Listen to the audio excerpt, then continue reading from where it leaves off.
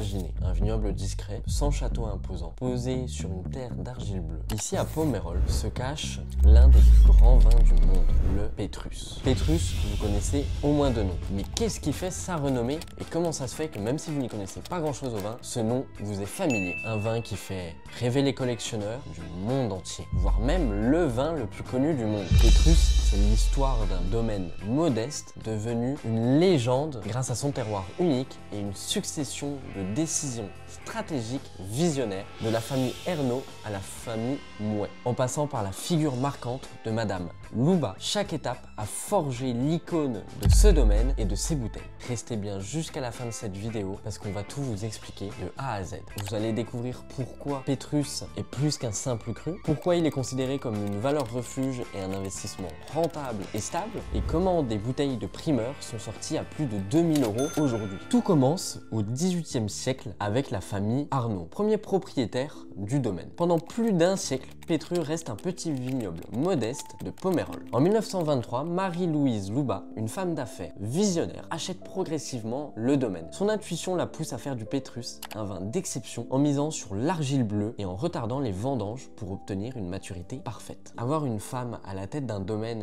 et surtout à cette époque, c'était quelque chose de pas du tout commun. Et aujourd'hui, Pétrus récolte bien les fruits qu'il a semés grâce à cette Madame Louba. En anecdote marquante qui a joué aussi à son succès, en 1947, Pétrus est servi au mariage de la princesse Élisabeth d'Angleterre. Un coup de génie marketing qui propulse le vin sur la scène internationale. Jean-Pierre Mouet prend le relais en 1961 et positionne Pétrus comme l'un des plus grands vins de Bordeaux. Bordeaux est déjà très réputé pour leur vin de manière globale et Pétrus devient tout de suite le numéro 1 et encore aujourd'hui est réputé comme l'un des plus grands vins de la région. Notamment, il l'a fait goûter à la famille Kennedy qui, encore sur l'histoire du storytelling du domaine, va jouer en sa faveur et va l'aider pour sa mondialisation et se faire connaître à l'international et soit apprécié par les touristes américains, chinois, et aujourd'hui les Chinois sont fans de vin de Bordeaux et surtout de Pétrus. Et tout cela, ça contribue énormément à son prestige mondial qui fait que tout le monde connaît au moins de nom ce domaine et a bien en tête leur étiquette qui reste assez mythique et qui change très souvent. C'est des tout petits détails qui changent petit à petit et quasiment chaque année pour éviter que les faussaires puissent reproduire leur vin facilement. En 1969, Pétrus acquiert 5 hectares de vignes supplémentaires, assurant la continuité de son terroir exceptionnel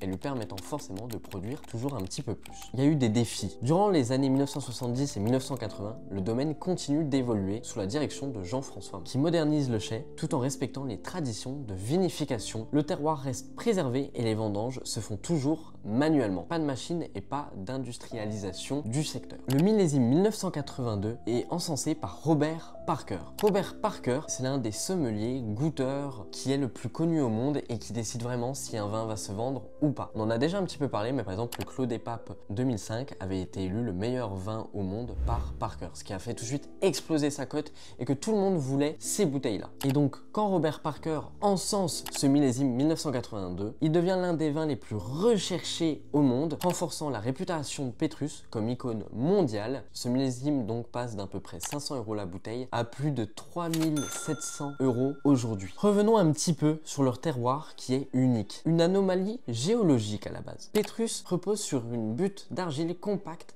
qui garde l'humidité, permettant aux vignes de survivre même en période de sécheresse. Parce que oui, les sécheresses font énormément de mal à nos vignes françaises. 100% Merlot, un cépage précoce et exigeant. Ici, contrairement à beaucoup de Bordeaux, pas de cabernet. La vinification est précise, méticuleuse, avec des levures naturelles et une fermentation en cuve de ciment pour conserver la pureté aromatique de leur vin et de leurs raisins. Je ne peux pas parler de Pétrus sans parler de sa cote énorme. Une hausse fulgurante des prix se voit chaque année chez Pétrus. Les millésimes anciens valent aujourd'hui des fortunes. En exemple, le 1945 dépasse les 10 000 € la bouteille et le 1982, comme je vous l'ai cité un petit peu avant, est aux alentours des 3500 €.